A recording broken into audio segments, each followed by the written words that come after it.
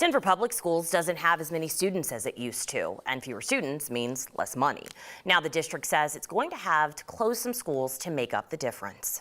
It's something that we are taking very seriously and something that really needs to happen.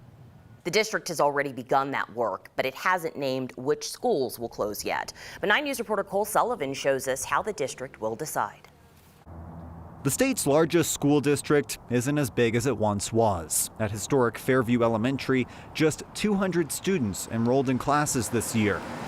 The district lost 6,000 elementary and middle schoolers in the past 5 years, and in the next 3 years expects to see 3,000 fewer kids enroll. 3,000 students may not seem like that many students, but to a budget where you're receiving per pupil funding, that's about $36 million that our budget would decrease. District spokesperson Scott Pribble says less money means less mental health support and specialized programming for students at under-enrolled schools. So we need to make sure that we are able to provide the same quality services to all of our schools. So the district has decided to close schools where classes are a shadow of their previous size.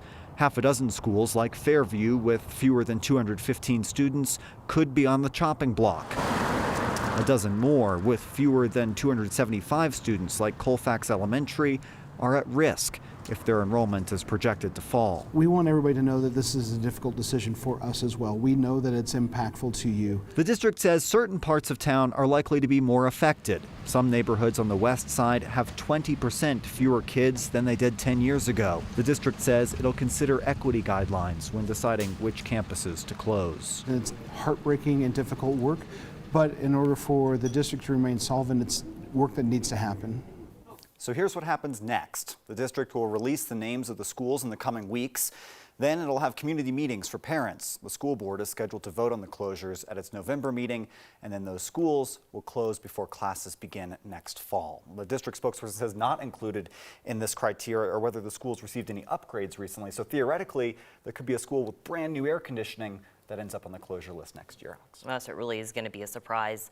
I know you've been doing a lot of work with DPS, and you're saying charter schools are looking at them in a different way as well? Yeah, so they're also examining whether charter schools need to close. They're looking at whether they're financially solvent to decide whether those are schools that are on that closure list. Yeah, there's a lot on DPS's plate right now. Oh, yeah.